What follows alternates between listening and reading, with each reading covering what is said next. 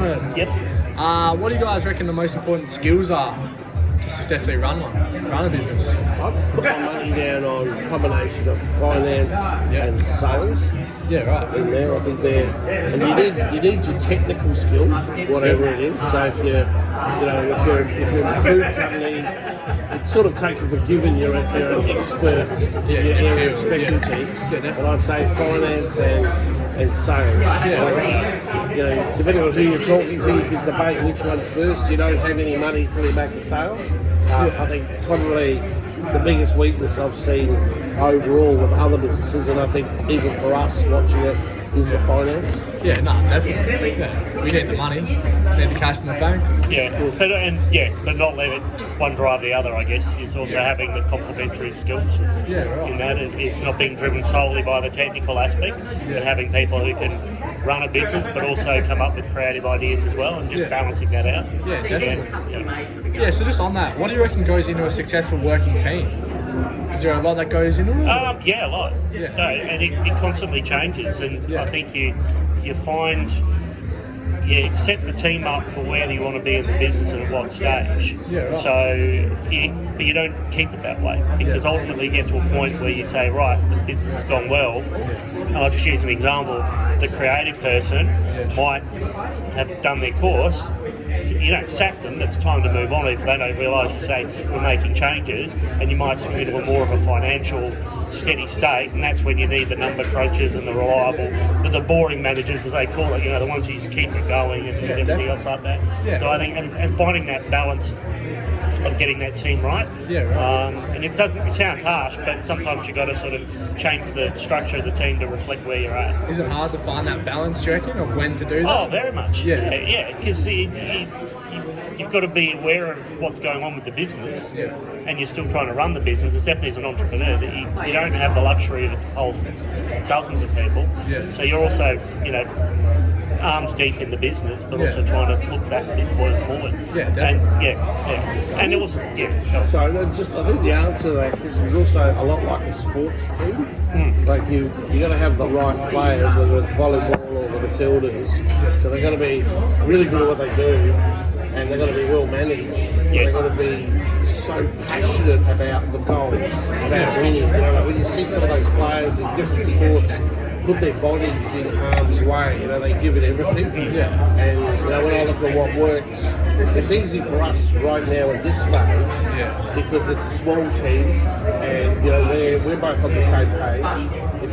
I think the challenges are, as you grow, you only really need one person, and I'm probably drawing a bit from my other business where you've got a bunch of really passionate people who are all like the Matildas, diving and save to win at all costs. And you start getting some people in who aren't part of it, and then that's how you end up with a team that's less than optimum. Yeah, right. So what, one bad apple kills the whole bunch? Or? I hate to say it, but one bad apple can certainly take the shine off it for the rest. Right. And then as a leader, if you're not seen to deal with the bad apple, make the bad apple accountable, and part of that's to do the tough things. You've got to jettison them. Like one of your questions I saw from below is, what would you do differently? And I hate to say it, I'd sack people a lot faster. I was too generous with the timeline. Yeah, right. And it doesn't just cost you money. You don't just bleed. It doesn't just waste your time, but it actually lowers the productivity and it stresses everybody else. Yeah, right. So But I was watching the Olympics once, and I was watching the volleyball team. Yeah. And they stuffed up, and all the Aussie players were in that direction, and the ball was coming over here. Yeah. And out of nowhere, this Aussie player was going sideways like that, just sideways, parallel to the ground. And he got the ball back in. And I hadn't taped it, but I went back and I told my team, and I said, this is teamwork, and look what this guy did. Everybody was doing their best. But this guy somehow he levitated and he went over and above. And when you've got it good, And the thing about the team is they don't have to be mates. It's like in a football team. Not everyone likes each other, but you're all aligned to that one goal of winning the game, winning the premiership, and you bypass those personalities. Once you finish, you might have a beer and then you go. You don't have to be friends. And it's a lot like that too. You don't have to be, and definitely as a leader, you don't have to be their friend. You want to have a good environment. definitely in an entrepreneurial space, you've got to have people who are engaged because they've got to take your passion as well. And I think that's the big difference between there's a step where you stop being an entrepreneur and you become a business, and that's when that separation comes back. You've got to have everyone on the same path. How do you keep everyone involved? Like, do you just need to build that good company culture, or just? I wouldn't say there's just one thing. I think yes, the culture, but creating that goes. Well, it's so complicated. It's like starting with the right people in the first place. Yeah. Like not cutting corners. I mean, wants to do something else differently. Like you've got a candidate, and you've got a vacancy, and you've got a candidate that you know isn't perfect, but you just want the recruitment to be over. Yeah. So you give the person a go. So it's like getting the right person, having all the right disciplines, communication, regular meetings, regular one-on-ones, regular team meetings. So that word culture you hear a lot, but it's a hell of a lot goes into it, And then you've got to be the right people up the front, people that you've got to have an honest vision, like you're doing something good, like you're doing something at least useful for the people you're selling it to. Everybody wants to make money, but you've got to be doing something, contributing something to life in general, to society, and then be able to communicate that. The culture is such I think, a word that's applied too easily. It's like such a complicated thing in the middle. How are we going to keep the culture going? Once you go past that initial thing, is a challenge. Because there's more people, more personalities involved, and I don't know. I find when you're trying to grow a business, you also got to not just know the vision where you want to be, where you want it to be going. And we're finding that now with the cyber business, is we're actually going down and deep to understand about what we actually need to do, and so our knowledge base is getting better and better. We're learning about the business we're supposed to be running, not just about the business but the technical side, because you've got to sit there and say, to make that decision about the right person, you can't just merely say, oh, HR will deal with it, or the recruiter will deal with it, because half the time the recruiters get given crap briefs because the business doesn't know what they really want, and that's when mistakes happen. You get the wrong people because the recruiter goes, I'm only working with a brief, and then suddenly there's the totally wrong person that comes into play. So for us at this stage of the cyber business is to make sure we get the people, and right, they might not be entirely perfect, but they have something that says they're passionate, we can mould it. And I think at our age, we can be in a better position to do that, where someone in their 20s might not necessarily have that life experience yet. They'll get it soon enough, but they don't have that life experience to make that judgment call, and they'll be bound by passion or emotion rather than passion. Emotion rather than hard-headed logic, and so there's that difference as well. Having that balance of people to help with that culture and develop, and culture's changing. The business will change. Our business will change over time. It already is, isn't it? Elements of what we want to do.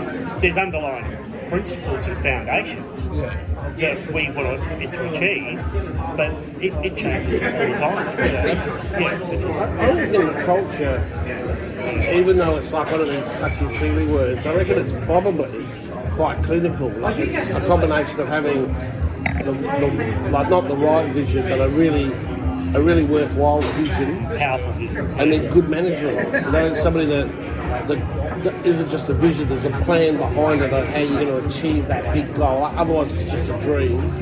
And then they get things organised, so they don't just put people in chairs and say you have to achieve this. They give them the tools, whatever the tools might be, and then that leadership, that they do the communications. They know how to sell that vision repeatedly. Like every new employee, every time they're out, the team hear them selling it to customers, and then good monitoring and control. So that bad apple, once you spot you've actually let a bad apple in, you spray it a bit, right? Give it some focus, some management, or you exit them like that. So even though it's touchy-feely, I reckon you can take a clinical approach. For me, that was quite healthy to think that through. I don't know if you saw in the paper today, but Fortescue their CEO quit after 6 months. New CEO, young lady from Woodside, all talked up, and then she left in 6 months. She's one of several managers to have left. And as everyone says, the culture shit. They just celebrated 20 years. And again, it's partly because reading the comments and reading the article, Boris won't let go. He set the business up, and the nature that made him inherently successful and a billionaire, well, half one now, his wife and him are separated, she's now richer. Oh, they're getting divorced now, Yeah, she's richer than him now. Yeah, she get literally got 51%. He was the major shareholder. Wow. But yeah. So, but the strengths that made him to get the business is now beginning his downfall, because, as the commentator said, the boring managers need to run it now. And she was brought in as one of those people to say, well, you set it up, let's run with it. So the culture's terrible. And for all that success, no one will want to go near it while he's there. So he's actually destroying his own creation, or contributing to that destruction. You know, so that's knowing when to step back and let it go. Yeah, definitely. Yeah. It's just about a divorce. Sorry, digress. So you're going to project, but Mackenzie Bezos, the wife of Jeff Bezos, the richest man in the world, when they got divorced, she became the richest woman in the world. But he was still the richest man, and she became the like richest 60 woman. billion. Yeah, How good is that? Just yeah. insane. She's pretty attractive too. I reckon she was hotter than his new one, personally. Mackenzie had a bit of character. Yeah. He's in good shape now, actually. He is, isn't he? Yeah. He's turned it around. Yeah, if he had hair, he'd be that. And I'm sure his new girlfriend loves him for who he is. Oh, yeah, exactly. Just like Rupert Murdoch's. 550 billion, they did. We'd all be good, yeah. So does that help with the cult? Oh, yeah, fixed culture. Yeah, 100%. So just talking about that bloke before, is it hard to find a work-life balance, do you reckon, when setting up a new business? Or? Yeah, I find it hard. Yeah, very hard. But you got the matrix for prioritising things, you know, important, less important, time urgent, not time urgent. And if you apply that quadrant, I think, is it Alzheimer's matrix? Yeah. No, Oppenheimer, whatever, it's not Alzheimer's. Alzheimer's what you get trying to apply it. But if you do that, particularly as I think as a startup, everything's kind of important and urgent, and it just is. So for example, today, I was just double checking some things somebody did for me who's in the US on our website, and I noticed something I didn't like, so I investigated it further, and I'm realising that one of the software we put on the site's upset the working of the site. And we've got Google Ads running. Yeah. Now, I've got all these things to do, but I've now teed up a meeting tonight with these people to have a video meeting to fix it. And so there's my work-life balance gone, because I was hoping to go to bed early tonight because I've got an early start tomorrow. Yeah. But I'm going to do this because otherwise our site's not functioning perfectly. Yeah. And that's the life. Well, that's the life of business. Yeah. I think particularly small business, and even more so startups, is you just get it. Like on the scheme of things, if I was to go, important, yep, urgent, yep, got to be done by me, yep, you know, like it's and that's it. And then tomorrow it will be something else. And you can sort of say, well, I want work-life balance, and you know, for me, I'm trying to work out where to fit in some walking and swimming, and there's just always stuff that counts as urgent.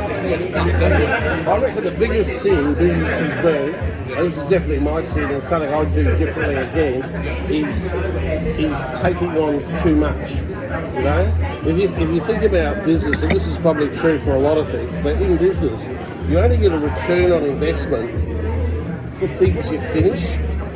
So if a client engages my marketing company and wants a website, and we get halfway through the website and they haven't got the time to attend to it to finish it, they've paid for half a website, but they've actually got zero return on investment. And so I think what a lot of small businesses do is they start too much. And I think and then it's all urgent and important because you've invested half the money, and to get the return you've got to finish it.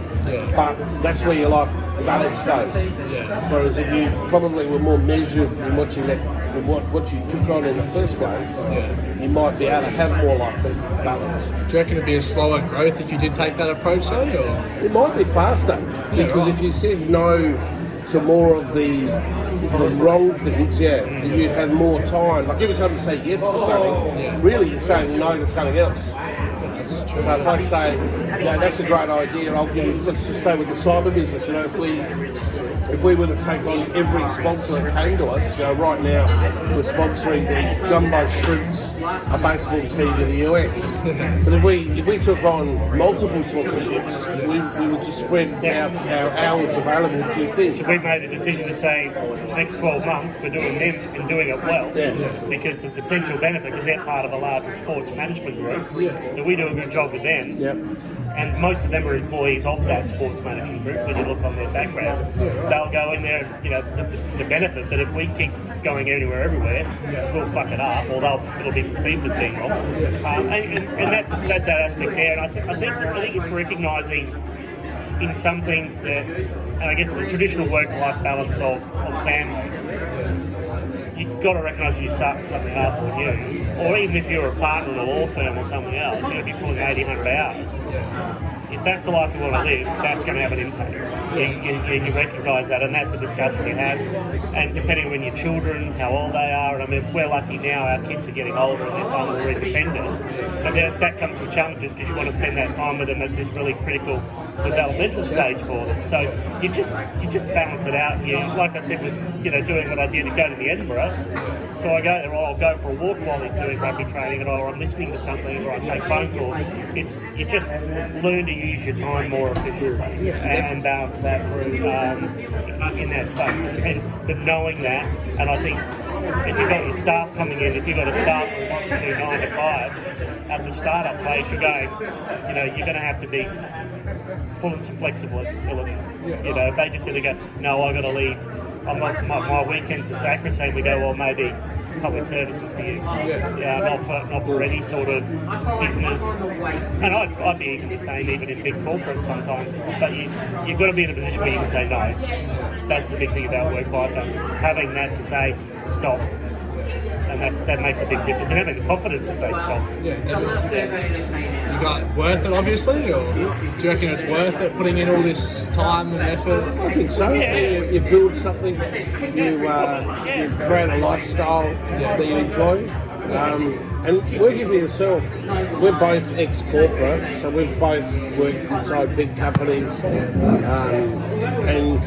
I don't know about you, Chris, but I had a lot of days where I'd be called up to the washroom of the CEO down here on Greenhill Road, and I'd go to the washroom before I'd look in the mirror and I'd ponder whether I'm going to have a job when I come out the other side. Whereas when you work for yourself, you've literally got to start a fight with all your clients on the same day to lose the job in that day. So I think you've got a bit more sanity. Your failures and your successes, you can blame yourself. It's generally not about politics. It's about a mistake or an oversight you made. And I don't know, I feel better about that than I do. Because it's like I could do better. I could do better next time. But in corporate land, sometimes it's just pure politics. Just who's in favour, who's not. And companies, my company got taken over. And I was marched out. The day they took ownership, myself, my boss, and his boss, we were marched out on the same day. I put my car keys, my credit card, and my mobile phone on the corner of my desk for a joke. But I actually was marched out that day. Whereas I think you got a lot more. I think a lot more flexible, definitely got more flexibility. Because even though you might be working long hours, you can take time out to do things, and I think you've just got a bit more control in your destiny. And I find I don't have that acid in the stomach. Like even in business, when somebody shafts you, it's usually an isolated thing, and you should have seen it coming, and you can do something like you can seek revenge if you want to. Whereas when you're a cog in a big corporate, sometimes you're just watching these clouds come, and there's just nothing you can do about it. So, definitely in that capacity. Because when I started at BHP Military, with a global role, huge company, but my job description said influence with authority. So I could say no and stop. So even in that corporate, I had the capacity to go stop. I mean, I was still learning. I was only 32, so I was still learning to say no. But you go, no, I've got to prioritise this. Now, it might annoy the person you're dealing with, but they can't do anything about it. And it's you having that control. I think when you're doing a startup or you're an entrepreneur, you've got that passion that drives you. Yeah. So again, if you don't have that passion, then getting up. So for our cyber business, it was formed. The idea grew about 6 years ago, and we sort of said, how do we market this? How do we take advantage of the cyber environment? Now, I'm an ex-intelligence officer. Patrick's comes to marketing. We're not IT people, but that's an inherent strength, and our two skills are complementary. So over the time, there was probably the first part of that, there was a bit of a hiatus where we were just sort of pondering it over one too many. You started your own business. I'd started mine because I was made redundant from Santos, so I was forced to start mine, especially forced to. And then you went in there, and as the idea grew, we started forming ideas, and we said, shit, this could work. And then it started growing, and it developed, and we were getting this excitement that we finally, in 2020, we formed a business. 21, we started testing, which we'll cover off in another part, but it built this excitement. Yeah, right. And so that drives that, knowing that shit, we're on the right path here, we're actually doing something that could very well work, or should work. Everything's indicating it'll work, and that makes a difference. Definitely. Yeah, so... And look, both of us, I mean, we both still have businesses to run to put the food on the table. So Olivia's school fees were funded not through CyberSolve, they're funded through, my marketing company. Gina's got a HR company.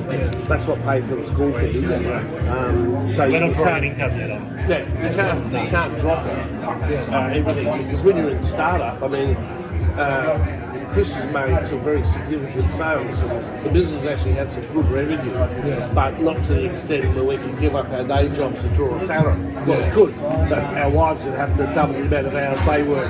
They're probably and it would last about 3 months. And have less holidays, But that's a benefit, and I guess it comes to that point before about, one of the advice about taking your business is, and it goes to the financial aspect that Patrick mentioned, is careful what you get yourself caught up in. Now, we're at the moment having some really serious, but Joe, I think we've had one argument.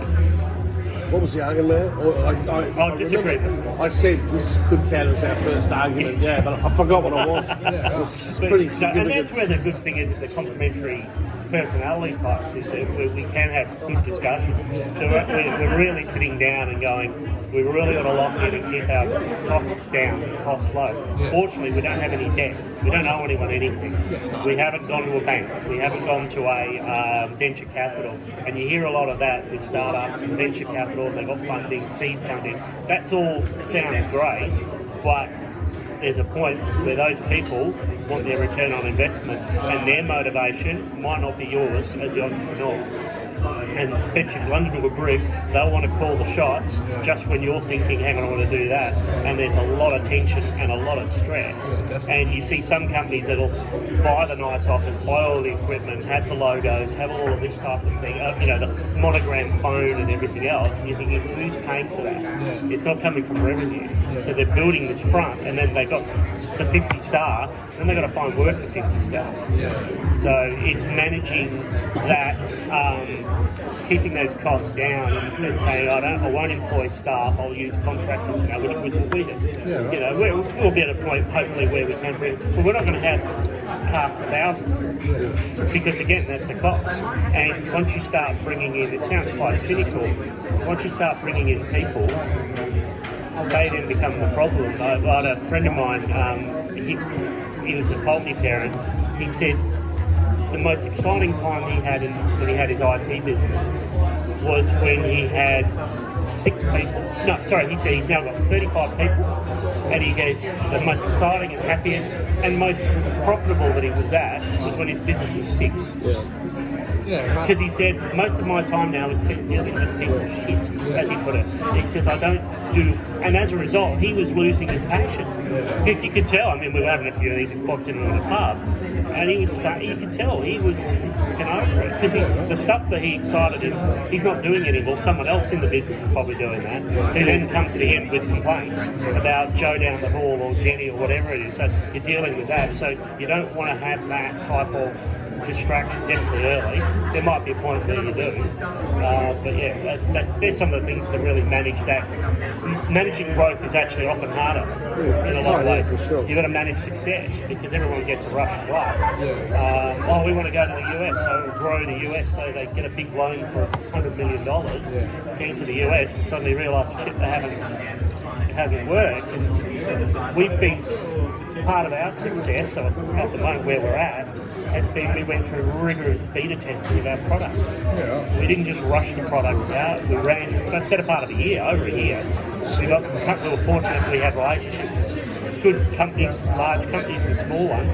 So we were testing the products and they were coming back with good constructive feedback. And what again excited us was that no one turned around and said, this is crap, it's not going to work. They were tweaks. It was just, oh, what about this? Have you thought about that? Oh, that's a good point. So the fundamentals of our products are sound, and we're constantly tweaking. In fact, we're adding new, just we have epiphanies and getting together and collaborate, having that time to collaborate and talk, rather than just get buried in the minutiae, enables us to suddenly go, heck, and one Friday at the office, we just came up with an epiphany. I mentioned something because I'd spoken to a client the day before. That triggered Patrick, positively. That triggered Patrick. He said, you've been dwelling on your mind for weeks. And then as a result, we talked about it and came up with a new product line at the end of a couple of hours discussion. I mean, you get some really high energy moments. One of the ones we were having a brainstorming session, and just as we were deciding to add a service page to include a particular service, he had a missed call. And I was kind of saying, because I'm the non-subject matter expert here, I'm the comms and the marketer, so Chris is the subject matter expert when it comes to cyber security. And I said, look, the way I look at it, we don't use this word on our website. And lo and behold, whilst we're having this conversation, somebody rings in and said, oh, I need this done, but you don't have it on your website. You don't mention it on your website. And then we go, so we have these little moments. He's now a client, He's now a client, but and it was bingo, and it was things like that, tapping that in, But when you look at people like, who was the Apple founder, Steve Jobs? When he was in his element brainstorming and things like that, you can see where he'd get his passion to continue it for a long time. Particularly when you feel really good about the problem you're solving. So here with us with CyberSolve, it's probably, for me, I hate to say it, but it's probably the first time for me in my career. I mean, I've been involved in selling chemicals. My first job out of uni, I was the highest paid graduate of my graduating colleagues on the day. I got the highest salary package. They all wanted to be more technical scientist type people. I went and got a job selling chemicals on farms. Paid a fortune. It was a brilliant first job. Oh, no worries. But I've been involved in dairy. You also sold feminine hygiene products. Yeah, as a marketer, as a brand manager, my first portfolio was feminine douches. Yeah, right. Yeah. That would have been great. Accessories.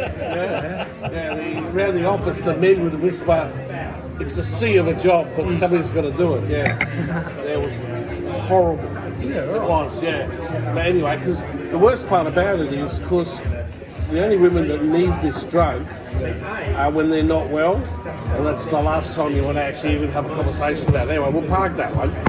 What I was going to say is I've been involved in wine, marketing services, all sorts of stuff. But what we're doing here is, I feel, is making it easier for businesses of all sizes, but in particular small and medium businesses, to take the first step of cybersecurity. We can help them with all steps, but we're making it super easy to take the first step, and also super easy to help their employees really get it, really understand it. And I think that's really good for those individual businesses. I think it's good for South Australia. I actually think it's good for Australia. I actually think it's good for democracies. Oddly enough, it's probably the most worthwhile project I've had, because if all the democracies don't take steps, we're all going to be reporting to Putin. I mean, to me, I see it's probably the biggest cause I've worked on.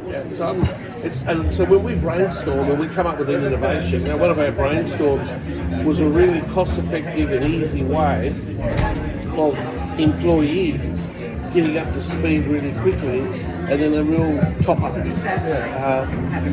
So, you know, there's a lot of exciting stuff. Anyway, we better focus on your questions. No, this is on gold. We're two old men just digressing, you know. No way. You need to come back and interview us when you can have a drink. Yeah, Definitely. on our yacht. Yeah, preferably on our yacht. Yeah, definitely. Off the coast of like Italy or something. Oh, of course. No, it's And already. we want you to bring all your young I've got it friends mapped to out. border cops, but not our daughters. Yeah, definitely. So They'd kill us if that happened. Yeah. What did you? Well, he can bring our daughters if he's in a steady relationship, Yeah. but if they're just girls in border cops, we don't want them to be our daughters. definitely. Are you taping that bit? Yeah, he was. That's alright. I'll get rid of that one. Yeah. And Don't play that to your lecturer. don't listen to this stuff anyway. But anyway, so how important is learning, you reckon? So it's just always about growing, and you talk about always just growing and changing, that flexibility. But for you guys in particular, do you guys always need to be learning and growing yourselves? Definitely, yeah. Yeah, right. Yeah, and not necessarily formal learning. You know, we've both got, we've got masters in business and stuff like that, and that's sort of foundational learning. But it's just about learning from each opportunity, each benefit, each negative, and taking that and just learning about our businesses better, and being invested in that and knowing that detail. Because I think we couldn't, and all too often, a lot of business owners don't take the ownership of what they need to do to add value to their business. And I mean, Patrick said from his perspective, the process he's gone through with the Google ads, and that's part of his bread and butter for years. But it's one of the times he's gone through the detail of taking each step, working with caliber guys and girls from the US, learning more about that. That's great. And I've done the same from my perspective, dealing with the systems engineers and learning from them. Because the more they impart, the better we're going to get from them. And just learning in that space there. You know, is there time to do formal learning or even these types of courses? You'd love to, but you're just too busy being busy. Does it help, you reckon, or does it? Oh, without a doubt. They do help. Yeah. They do help when you got the chance. Like the formal learning, Yeah. you mean? Surely I think more the life formal- experience would come It does. a bit more It handy. balances I think it you out. need both. Yeah. Yeah. You should. We were taking the piss of each other about doing MBAs. Yeah. You know, I did science to begin with, and to this day, that initial science degree helps me in little ways. Yeah, right. When I first started my marketing company, the fact that I had done chemistry, I'd done 3 years of chemistry. I was only meant to do 2, but I failed chemistry 1, so I did 3 years of chemistry. And I think I was going to fail chemistry 2, but I said to my lecturer, do you really want to see me back here next year? And he said, I'll have a look at your assignment. And but knowing words like titration and things like that, and teeth pipettes, little words that came from chemistry 101 have actually helped me come across as more credible and make sales and get that credibility and things like that. And then things like the MBA, I think it gives you this broad overview. Like I really didn't know what a job description was. But you got to do the HR unit and you realise, there's actually a person specification and a job description and a performance review form, and it makes sense. And if that's the job description, surely the performance review form should mirror the job description. That makes sense. But it's amazing. You go in the workforce, and people who haven't done an MBA, even HR people, they don't often join the dots. You've got a job description, that's what you're doing. But I'm going to performance assess you on something way over here. So I think it helps you kind of understand things at that top line level. What I reckon what it really does is it sort of shows you where you've got to learn more, and it shows you how to learn. Can I tell you about a lecture I gave my little one, Louisa, today? So, Olivia's little sister. So I driving home, and she was a normal 15-year-old non-communicative self. What'd you do at school? None. What'd you learn? None. What exciting happened? Nothing. And I said, you know what? I actually learned some things today. For starters, I had to do something really quickly, and I thought, I wonder what ChatGPT will give me. And I briefed ChatGPT the way we tell other people to brief them, and I was like amazed. It was just copy paste, and I could just deal with it. Like nothing for the public domain, just helping somebody really quickly. And then I had these penny dropper moments whilst talking to some other people, and I was explaining something. I had these penny drop moments. I thought, wow, I'm actually going to apply that to Cybersolve. So I just thought I can use that to enhance conversions and things like that. So it's penny drop moment. And then also I've got a great promotional idea just by reading one of these newsletters that was actually just talking about a certain topic. But when I read the topic, most of it was just irrelevant. But it gave me one idea. So I think, and it's so easy to learn now because you've got podcasts.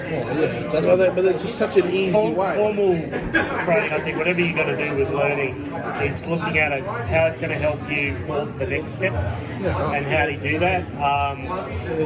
And if you're constantly seeking that improvement, going back when I was in the military, I was in a civilian environment, and the military officer in our group said all of his officers would do the Defence Infrastructure Leadership course. And I was one of only 5 who actually ended up doing it. And I thought it was great because I learned more about how the public service thinks, the old know your enemy, how I'm starting to deal with all the public servants. And they were saying this is how you learn how a public servant thinks, inputs and explicit leadership. Changed how I dealt with these people, and they're those things. So doing those courses, don't be bound to say I'm only going to do a technical course, or something that helps you be improve your own understanding of you and where you want to be in that next stage of life. You just prepare yourself and swing into it. That's why a lot of people do MBAs, because they're going to do it not to do the day job, but to do the next step. If they want to be any form of management of any seniority, and that type of thing. I think, and it's useful. I think I'll never do another university course again. I'll probably do small, like there's certifications, things like that, but it'll be relevant. So it's about being strategic and timing it. And, don't waste your time in university till you're 40. Yeah, definitely. Because I wouldn't necessarily encourage someone to do your doctorate. Unless you want to be an academic. So you probably want to be. Or it's a bucket list item. Yeah. Once you've retired, you go and do it. That type of thing. So you're not going to get any better from doing that doctorate. You're probably better off doing lots of smaller accreditations and do that learning process. Definitely. Yeah. So, Just having that active mind and reading. Like right now, you've got to learn what you've got to learn to pass. And then when you're in the workforce, whatever you're doing, when you're not doing a formal course, that's when you take advantage of all the other things like reading and podcasts, and you can learn a variety of ways. You can read the biographies of people, people like Richard Branson, and you can pick things up even if you just get one idea. You can make it worth it. Yeah, definitely. And there's so much. I mean, one of the hard parts is there's so much information out there. And if you drill down and you find some credible sources in the area that interests you, these people put an immense amount of time and effort. I listen to a lot of our competitors, because if you find a really credible competitor, quite often they've done all the hard work for you. The amount of times I thought, I'm so glad I listened to this place. Now I know not to even try that. Things like that. There's so much out there. And the learning thing is, if you're speaking at conferences or anything, when I was in the corporate security space, I must say I didn't go to a lot of the conferences, but if I was speaking, I would have preferred to have spoken at an industry forum of someone else, because they'll want to hear what I've got to say about it. I don't want to talk into a room with a bunch of the same people.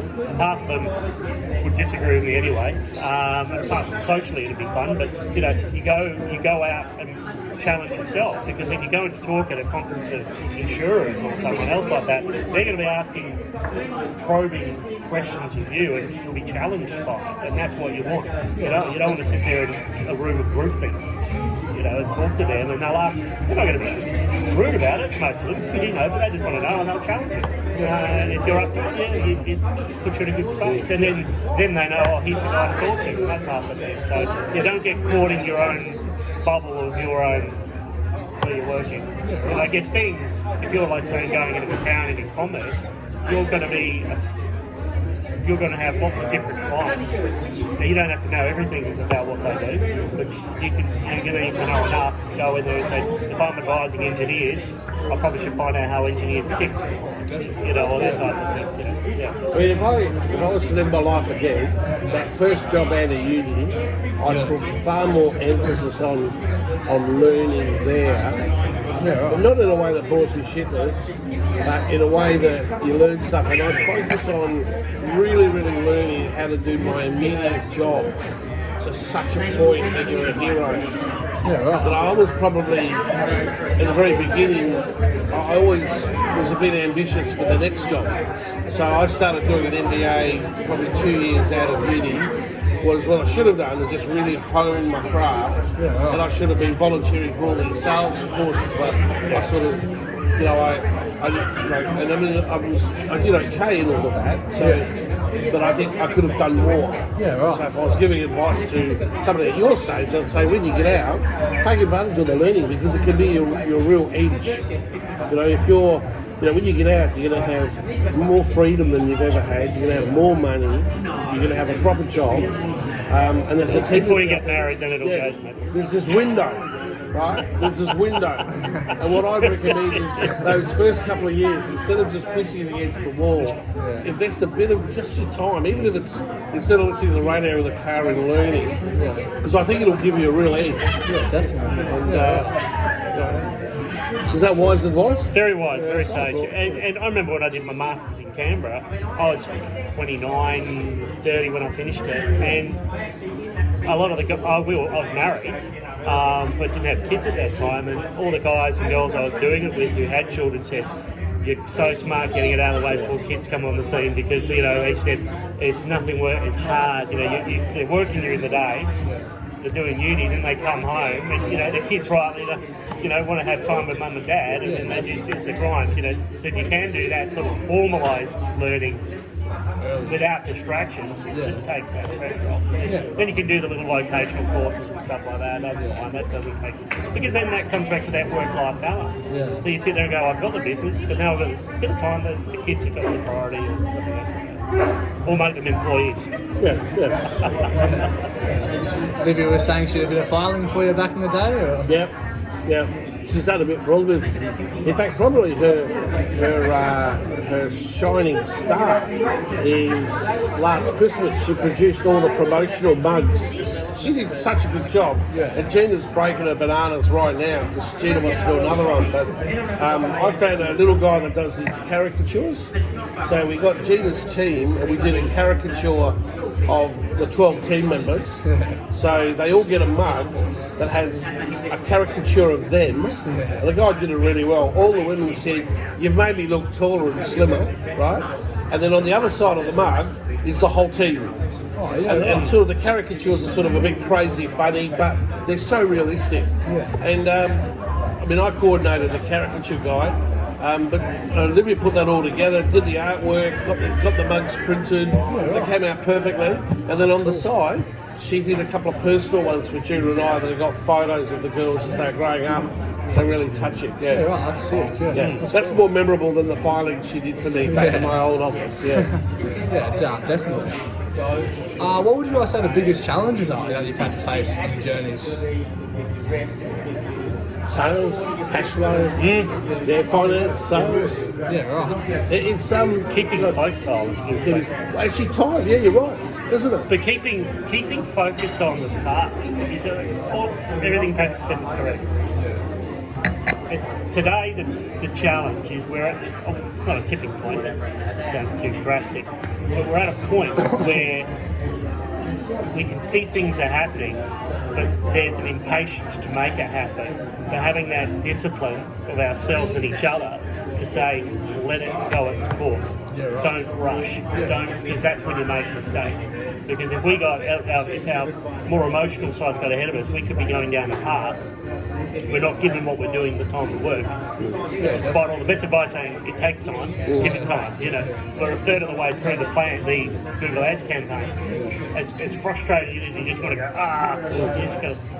So they're the things to not be caught up and keep that discipline and focus, and just know if your path's right, it'll work. I had a guy when I was at the State Rail in New South Wales. We did the transport stuff for the Rugby World Cup, and one of the guys on my team did the planning for it, did a great job. I could see the effort he put into it. And then on one of the days, there was just it took time to get people on the trains. It got us sorted out, but he was really panicking. And he was only 2 years younger than me, but he just said, he was starting to panic. And I said, mate, don't let it run, because I saw the effort you put into that. The plan will work. Because the effort you put into it demonstrates it'll work. You didn't slack off or anything else. This is a hiccup. It'll go. And an hour later, it was all sorted. No worries. It's all that. It's having that, and this is where we're both fortunate to have each other, is because those complementary personality types is we balance it out. I think some of the things is you regret not having is having someone like that is the counter to you. The foil to say, hey, and that's why I think good businesses succeed, because they don't have everyone thinking the same way, and nor are we butting heads. That's what I would expect. We'll have serious discussions. But it's all done knowing, and again, going to that point where we know where we want to be, and we sort of swing it back in our own way. Patrick's done it with me. I've done it with Patrick. Just remember what we're trying to do. Remember we were looking at the developer, and you were getting down and detailed and almost over-analysing it, but that's who you are. And I said, mate, it's fine. You've gone through that process. Make a call. You've done everything there. Let's do this path and go for the Bangladeshi option, which has worked. So, it's sitting there. So I was able to put him up. Now, likewise, he's done things to me when I've been in a funk or something else. He's gone, here it is here. So just like they don't do it all at the same time.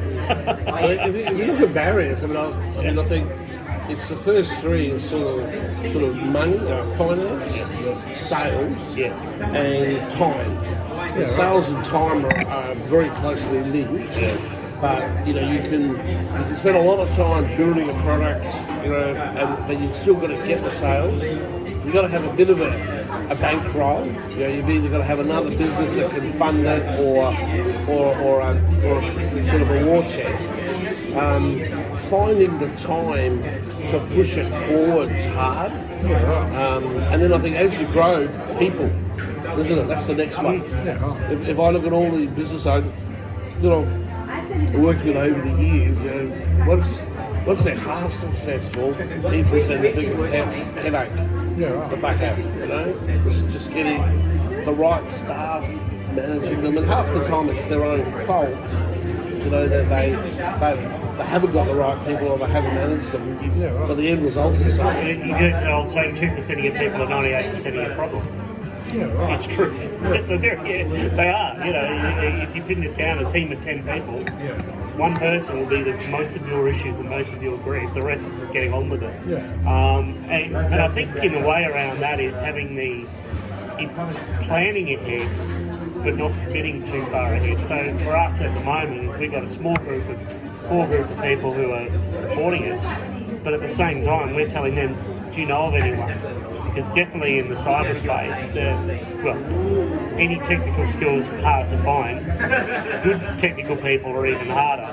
We're lucky with the guys we've got, and we said, reach out, both in the US, we said, let's just start talking to people, keep them in the loop. We don't have much to promise them, but we're saying, come join us, come talk to us, meet with us, see if you like. Again, it comes to this sort of culture fit.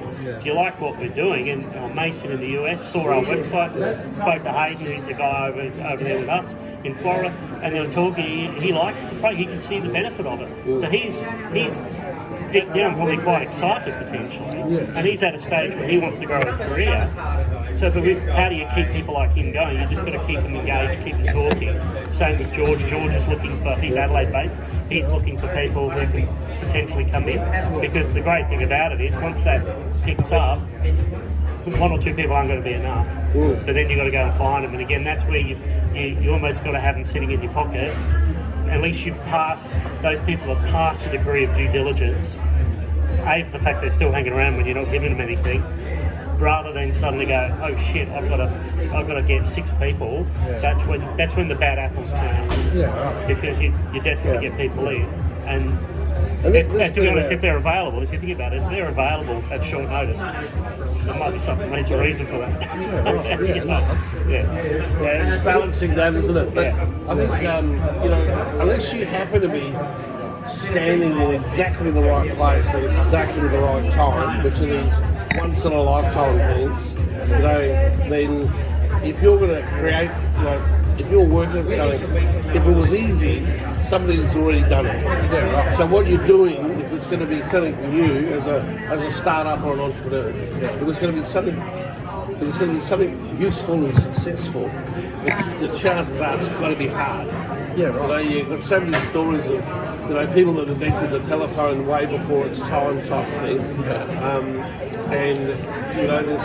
It's hard. Like I see so many businesses that if they're too successful, they'll go broke.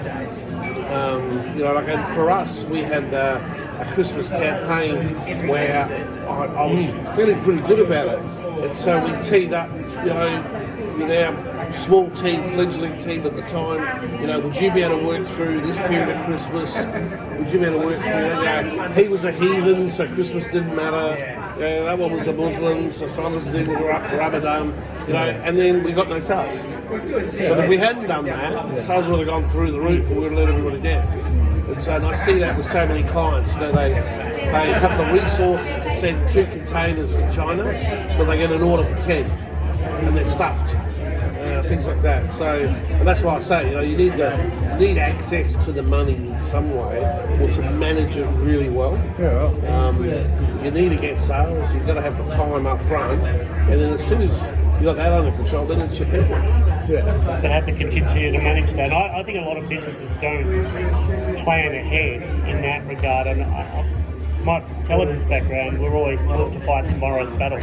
Part of your day is fighting tomorrow's battle. So I tend to naturally think about that thing. That's why I'm driving who these people we've got, who we're getting there. And it's also where it comes into the complementary side, because at the moment, where we're at is where Patrick's strengths are, which is the Google Ads, the website development, getting the product suites right, and getting all of these things that just, I wouldn't call it churn, but people are seeing things. I was talking to my father-in-law, he was going, have you made sales? Have you done this? I said, no, because at the moment we're building the foundation that when things pick up, and that's got to be tight, because that has to be tight. Because the last thing you want is suddenly we get 1,000 people sign up in a week, and the whole thing falls in a screaming freaking heap. And this is what I was getting at about saying about going to that level of detail to make sure it's right. And because if you don't, so like when you outsource a lot of this development work, people don't take the ownership, don't take the detail to ask those next questions. That's when it falls apart. Either they haven't briefed the developer, let's call the developer properly, so they're going to go down, they're going to not do the right thing because you haven't told them the right thing, and you're not following through. And so he's in the now. We're looking forward, and there's that complementary skill that works. And then again, having that and letting him do that, I'm not getting in the way. I know how to spell Google, that's about the limit of it. So in terms of the proof of concept, so Chris has actually made quite significant sales on face-to-face, and with both small and large entities. So we've had great feedback. But what we want is a business model that works on a really scalable basis, because otherwise we've just got another people-based consulting businesses, and both of us already have one of those. In fact, I've got 2, because my wife's got one as well. So we don't want a traditional consulting model. We want it to be scalable, and we would like it to be fully scalable through online. So we're in that phase of honing that in. So with the Google Ads, not too many of our competitors, well, when I say not too many, I can't find any of our competitors that are approaching it this way. And so, we might be too early for it, who knows? But, that's what we're having a crack at. So, but where we're seeing, and this is where the flexibility is, when I talked before about the feedback we got from the beta testing, which is now 2 years ago, it showed we were on the right path. There was a need there. And I think having the flexibility where we were going, probably one element it hasn't proven as sticky, to use that term, as sticky. Doesn't mean it's not viable, it's not as sticky, but that this new product fast track is. So we're able to go, it's the old 80-20, we're able to shift things around and move it and go, right, we now push this way. And through the sponsorship, part of the sponsorship is the ability for us to take our products. Part of the deal is to say, you use our products for a year, free of charge. And they liked, and anyone who buys the products through their database, we give back to the team, and the client gets a discount. So the business like all of that flexibility that we're giving them, and they like that. So it's showing the concept works, but we were able to change internally. Just, I don't want to use management blank terms, but pivot, that type of thing. We were able to shift quickly without structurally changing it. It was a little bit of that, you agree, and so we're able to go. But also, when you say it's not sticky, it has been sticky, but those initial ones were meant to be research. Where you've sold it in, they have asked for the follow-up service. Probably only been. Definitely, I agree. So It's only been my wife that hasn't had the follow-up services really. But we shift, so the flexibility with the business model is we think it's the right fit, but it's just getting those how we want to run it and to take it into that scalable aspect. There'll almost be two businesses. One is which the online or the scalable part, and then the on-sell business. That's where the money comes. So for us, fundamentally, our driver is to say we become the company's friend. Because in the IT space, companies get ripped up. A great example, our client is now in our first one, is now in his second year. He asked me, how much is, what a penetration test is? It's basically a means of basically testing. I've got it just found out.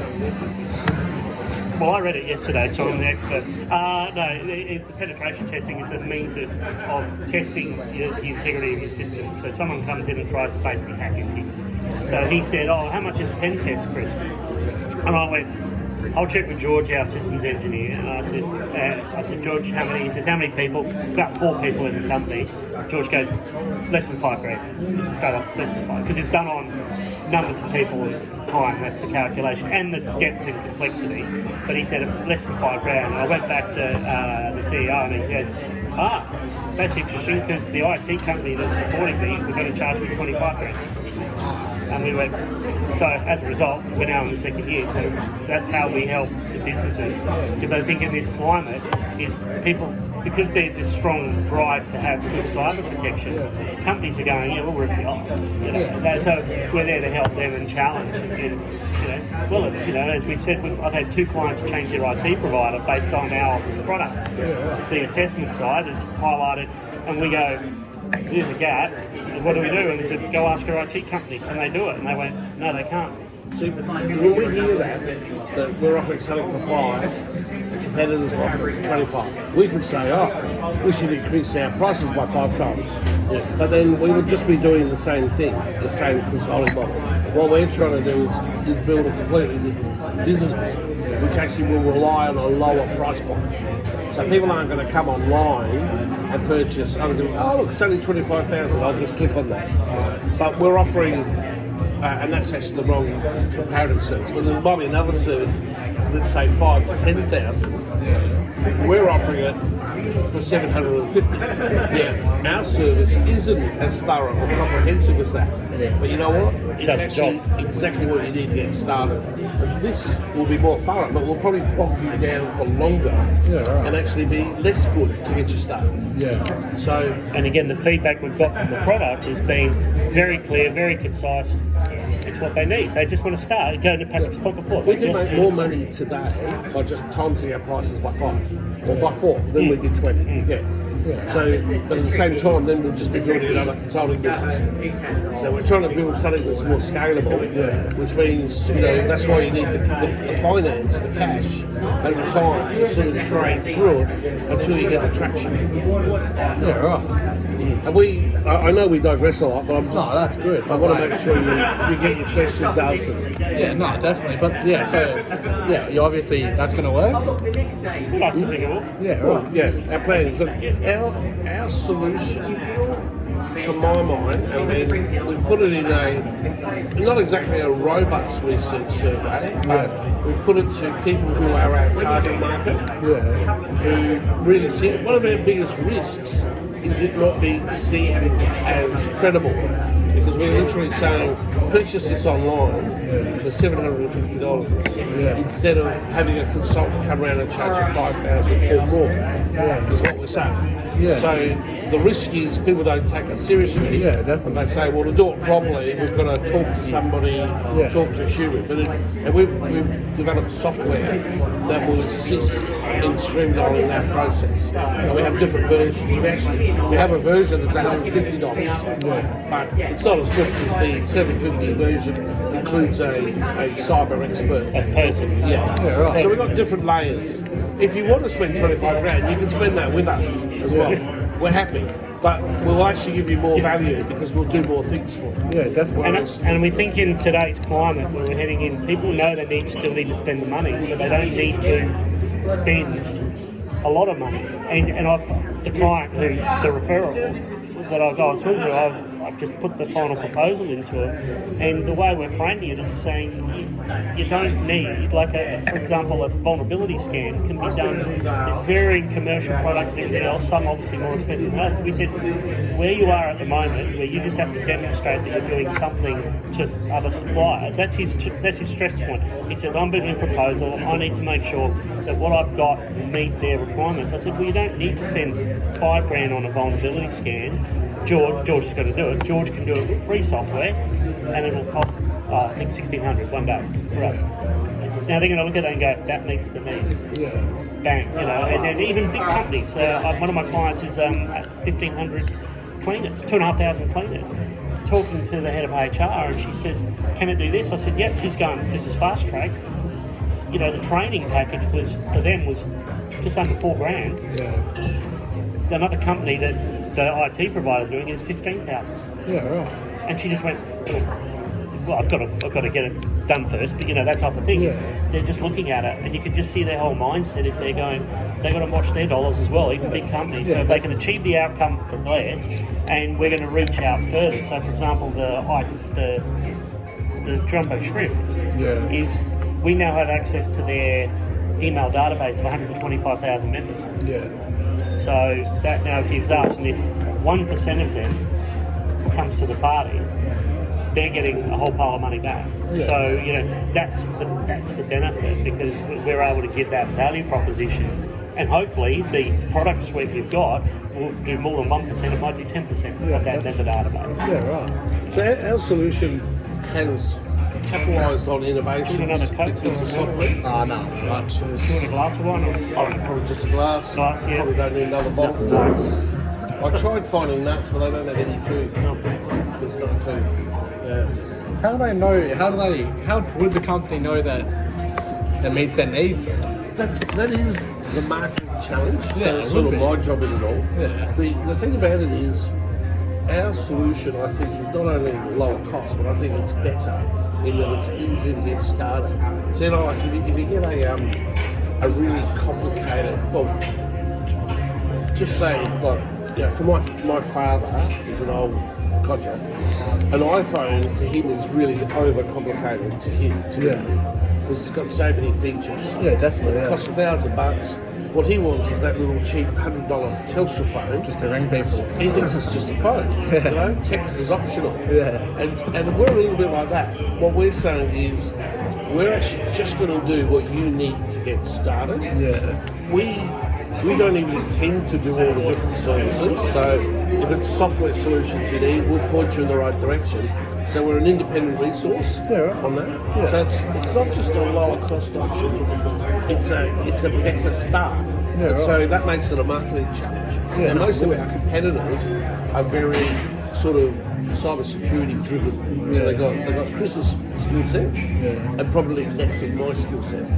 So that's how we came together. Is that I could see he was an industry expert, and I thought, well, I've got a marketing team, so we're together. I'm using them to do this. But nothing's easy. Definitely. Have we answered all your questions? Yeah, definitely. I have. 100%.